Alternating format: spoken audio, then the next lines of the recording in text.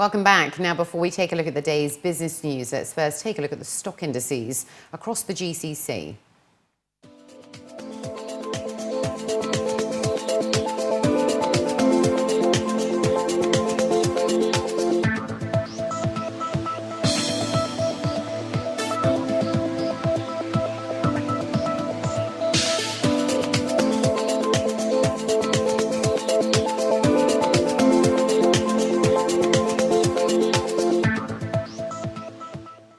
And in our top business story, Middle Eastern airlines have been forecast to post a $2.2 billion profit in 2014 by the International Air Transport Association.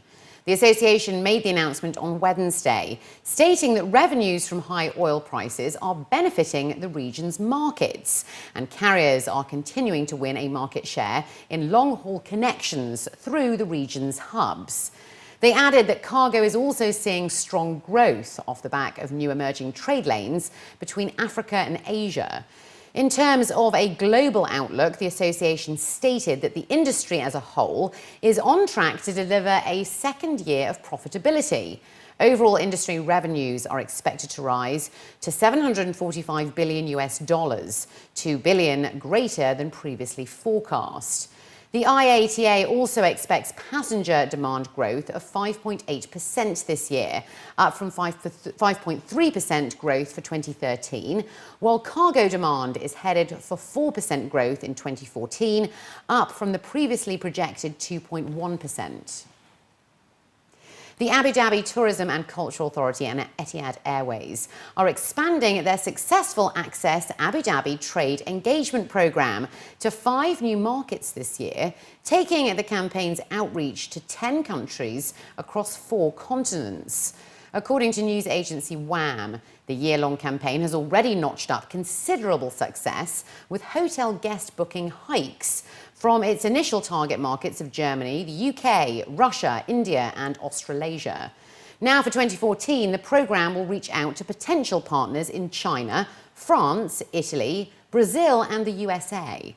Jassem Al-Damaki, the Deputy Director General of the TCA Abu Dhabi, was quoted as saying that there has been a significant increase in the length of guest stays, emerging through packages sold by their travel and tour operator partners.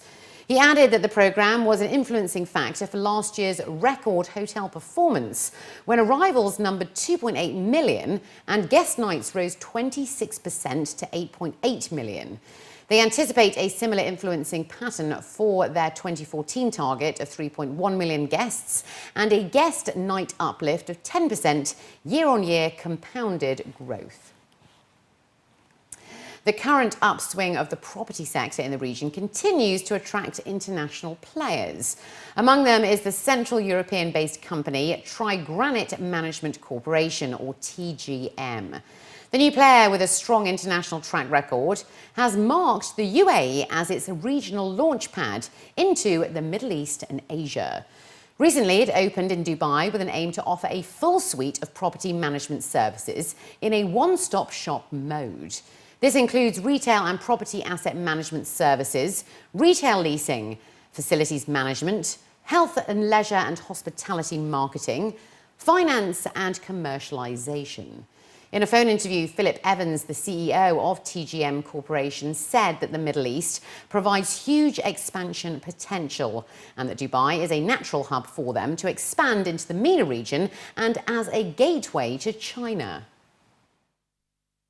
We have launched our company here and we are in the process of negotiating on a number of exciting new mandates here in Dubai, Abu Dhabi, Doha, Bahrain and Beirut in terms of the Middle East, as well as Nigeria and Libya in terms of the wider African region.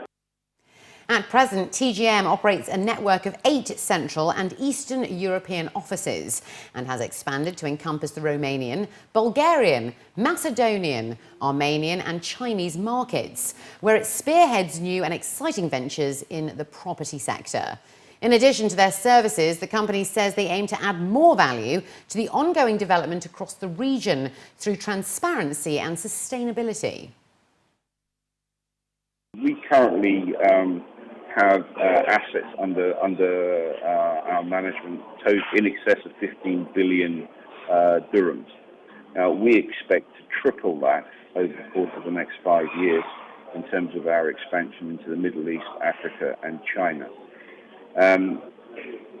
How I think we can further contribute, there are two words that spring to mind. One is transparency, and the other one is sustainability.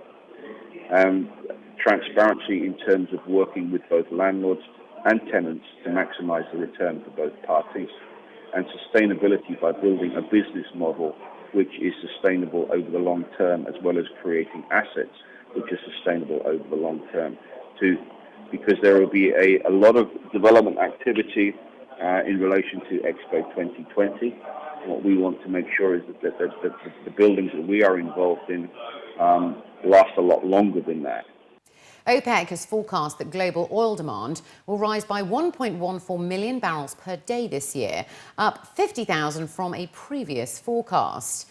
The Organisation of the Petroleum Exporting Countries announced their forecast in a report released on Wednesday, off the back of a pickup in the global economy, particularly in Europe, with a stabilising rate of demand contraction and a strong demand coming from the US. This comes as the US government's Energy Information Administration cut its forecast on Tuesday. OPEC's report also raised its 2014 projection for global demand for OPEC's crude, with demand to average 29.70 million barrels per day, up 100,000 from its last month's report. The report then went on to predict the chance of a slowdown in growth in emerging economies seen in foreign exchange markets in recent months.